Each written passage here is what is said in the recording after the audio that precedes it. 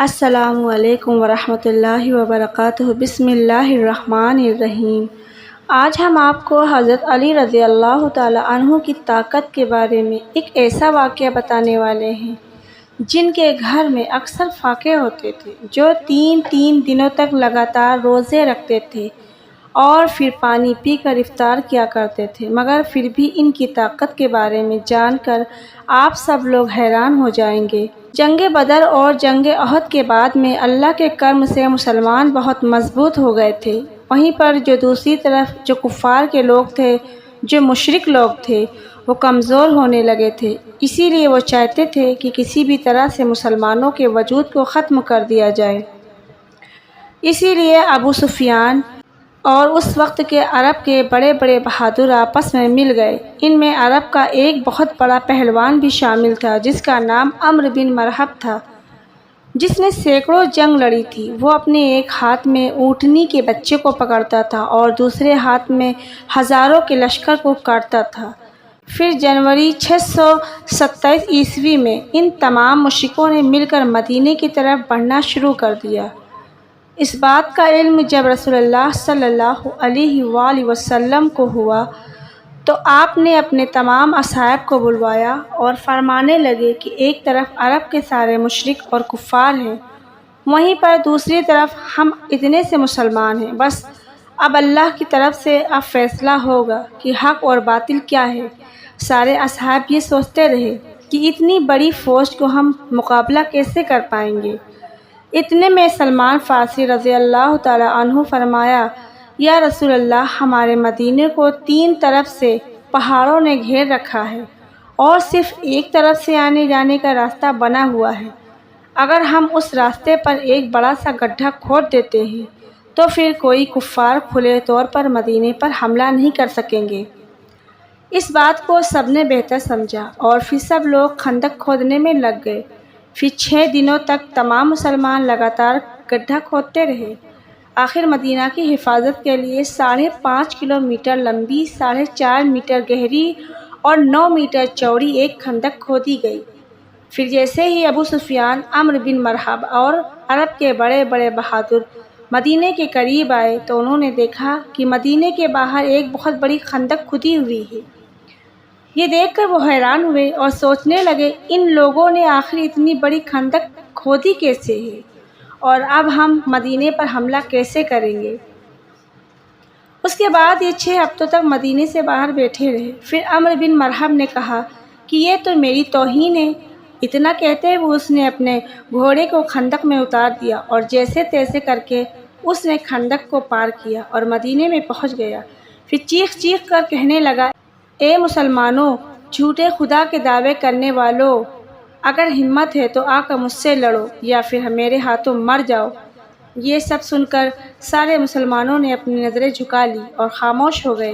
اتنے میں حضرت علی رضی اللہ تعالیٰ عنہ کھڑے ہوئے اور کہنے لگے، یا رسول اللہ، آپ مجھے اجازت دیجیے، میں جاؤں گا۔ تو آپ صلی اللہ علیہ وآلہ وسلم نے فرمایا، اے علی، بیٹھ جاؤ، تمہیں پتہ بھی ہے سامنے کون ہے؟ سامنے عمرو ہے، تم اسے ٹکر نہیں دے سکو گے، تم اس کے ٹکر کے نہیں ہو، ابھی تمہاری عمر بھی کم ہے۔ اس وقت حضرت علی رضی اللہ تعالیٰ عنہ کی عمر صرف 23 سال کی تھی۔ پھر عمرو بن مرحب چیخ کر کہنے لگا، اے مسلمانوں، کدھر ہے تمہاری جنت جس کا تم دعویٰ کرتے ہو؟ کہتے ہو کہ شہید ہوں گے تو جنت میں جائیں گے، یہاں پر کوئی نہیں ہے جو تمہاری جنت کا شوقین ہو۔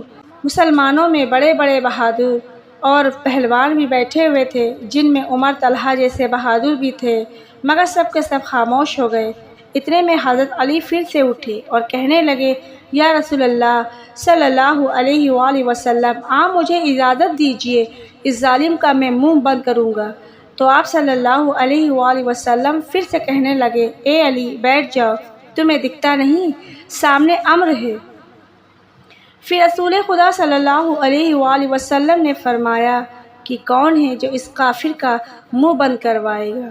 تو یہ سب سن کر اپنی اپنی نظریں جھکا لی اور کہنے لگے، یا رسول اللہ صلی اللہ علیہ وآلہ وسلم، سامنے عمرو بن مرحب ہے، جو ایک ہاتھ میں اونٹنی کے بچے کو پکڑتا ہے اور ایک ہاتھ سے ہزاروں کے لشکر کو کاٹتا ہے۔ اس ظالم سے کون لڑے گا؟ اتنے میں حضرت علی رضی اللہ تعالیٰ عنہ تیسری مرتبہ اپنا ہاتھ اٹھایا اور کہنے لگے، اے میرے آقا، مجھے آپ اجازت دے، میں اس کافر کا منہ بند کروں گا۔ تو تیسری مرتبہ رسول خدا صلی اللہ علیہ وآلہ وسلم نے حضرت علی کو جانے کی اجازت دے دی۔ اجازت ملتے ہی حضرت علی رضی اللہ تعالیٰ عنہ ایک ہاتھ میں ڈھال اور ایک ہاتھ میں تلوار لے کر عمرو بن مرحب کے سامنے پہنچ گئے۔ عمرو بن مرحب کا پورا جسم لوہے سے ڈھکا ہوا ہوتا تھا، یعنی کہ اس کے کپڑے پورے لوہے سے بنے ہوئے ہوتے تھے، یہاں تک کہ اس کی ٹوپی بھی لوہے کی ہوتی تھی۔ مرحب اپنے سامنے حضرت علی کو دیکھ کر کہنے لگا کہ تم کون ہو اور یہاں پر کیوں مرنے آئے ہو؟ تو یہ سن کر حضرت علی رضی اللہ تعالیٰ عنہ نے کہا، میں حیدر کرار ہوں، میری ماں نے میرا نام حیدر رکھا ہے۔ ناظرین، حیدر کہا جاتا ہے ایک ماہر شیر کو، اور کرار کہا جاتا ہے پلٹ پلٹ کر حملہ کرنے والوں کو، اس لیے آپ کا لقب حیدر کرار تھا، یعنی پلٹ پلٹ کر وار کرنے والا شیر۔ عمرو بن مرحب پھر سے کہنے لگا، جیسے تو آیا ہے ویسے ہی واپس چلا جا، میں بچے کو مارنے نہیں چاہتا۔ حضرت علی رضی اللہ تعالیٰ عنہ نے فرمایا، مگر میں تو تجھے مارنا چاہتا ہوں۔ تو یہ سن کر اس کو غصہ چڑھ گیا اور اس نے آگے بڑھ کر وار کر دیا۔ حضرت علی نے اس کے وار کو اپنی ڈھال پر روکا، پھر اس نے آپ پر 3 وار کیے۔ آپ نے اس کے تینوں ہی واروں کو روک لیا، پھر اس نے حضرت علی پر ایک زوردار وار کیا جس سے آپ کی ڈھال کے 2 ٹکڑے ہو گئے اور اس کی تلوار جا کر آپ کے کندھے پر لگی، یعنی کہ آپ کا کندھا زخمی ہو گیا۔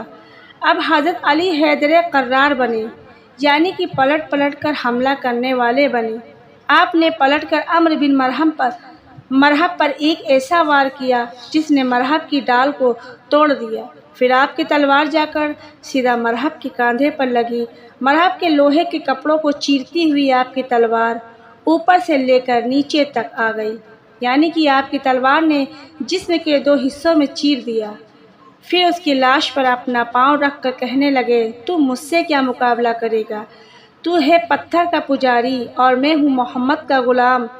ناظرین، اس کے بعد رسول خدا صلی اللہ علیہ وآلہ وسلم اپنے کچھ صحابہ اکرام کے ساتھ یہودیوں کے بڑے قلعے پر پہنچے۔ یہودی اس قلعے میں رہ کر مسلمانوں کے خلاف سازش رچا کرتے تھے۔ آپ کا قافلہ یہودیوں کے قلعے کے پاس 7 دنوں تک رکا۔ صبح لڑائی ہوتی اور شام کو ختم ہو جاتی، لیکن کوئی نتیجہ نہیں نکل رہا تھا۔ یہ دیکھ کر اللہ کے رسول صلی اللہ علیہ وآلہ وسلم نے اگلے دن اپنے سارے اصحاب کو جمع کیا اور ارشاد فرمایا کہ کل کی صبح میں یہ اسلامی پرچم اس کے ہاتھ میں دوں گا جسے اللہ اور اللہ کے رسول خوب محبت کرتے ہیں، اور وہ بھی اللہ اور اس کے رسول سے خوب محبت کرتا ہے۔ یہ سن کر سارے صحابہ اکرام رضی اللہ تعالیٰ عنہ رات بھر سو نہ سکے۔ وہ اسی سوچ میں تھے کہ صبح یہ اسلامی پرچم کس کے ہاتھوں میں ہوگا۔ اس کے بعد صبح ہوئی، سب کے سب جمع ہوئے۔ رسول خدا صلی اللہ علیہ وآلہ وسلم نے مجمع پر ایک نظر ڈالی، آپ کو اس میں حضرت علی رضی اللہ تعالیٰ عنہ نظر نہیں آئے۔ تو یہ دیکھ کر آپ نے پوچھا کہ علی کہاں ہے؟ ان میں سے کسی نے کہا، یا رسول اللہ، علی کی آنکھوں میں جلن ہو رہی ہے، وہ بیمار ہیں۔ یہ سن کر رسول خدا صلی اللہ علیہ وآلہ وسلم نے فرمایا کہ علی کو بلاؤ۔ پھر حضرت علی رضی اللہ تعالیٰ عنہ اسی حالت میں رسول خدا کے پاس آئے۔ اس وقت آپ کو تیز بخار تھا۔ یہ دیکھ کر اللہ کے نبی نے اپنا لعاب مبارک حضرت علی کی آنکھوں پر لگایا اور پھر اسلامی جھنڈا حضرت علی کے ہاتھوں میں تھما دیا اور فرمانے لگے، اے علی، جاؤ، اللہ اور اس کے رسول تمہارے ہاتھ فتح رکھے۔ اس کے بعد حضرت علی اسی حالت میں اسلامی جھنڈا لے کر یہودیوں کے قلعے کی طرف چل دیتے ہیں۔ صحابہ کرام رضی اللہ تعالیٰ عنہ جب حضرت علی کو دیکھتے ہیں تو ان میں بھی جوش بھر آتا ہے۔ حضرت علی جیسے ہی یہودیوں کے قلعے کے پاس پہنچے تو آپ نے دیکھا کہ اس قلعے کا جو مین دروازہ ہے وہ بہت بڑا ہے، وہ بند ہے، جس کو 70 لوگ مل کر بند کیا کرتے تھے۔ حضرت علی رضی اللہ تعالیٰ عنہ نے پھر ایک ہاتھ سے تلوار چلانا شروع کر دی اور ایک ہاتھ سے اس دروازے کو ہلایا اور اکھاڑ لیا اور صحابہ کرام سے کہنے لگے کہ آپ سب قلعے کے اندر داخل ہو جاؤ۔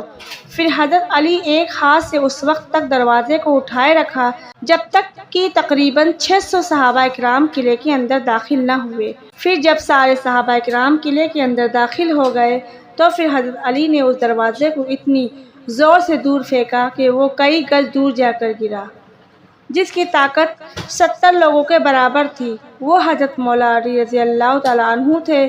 یہ تھی مولا علی کی طاقت۔ امید ہے آج کی ویڈیو آپ لوگوں کو پسند آئی ہے۔ اگر یہ ویڈیو پسند ہے تو پلیز اسے لائک کریں، شیئر کریں اور ہمارے چینل کو سبسکرائب کریں۔ جزاک اللہ۔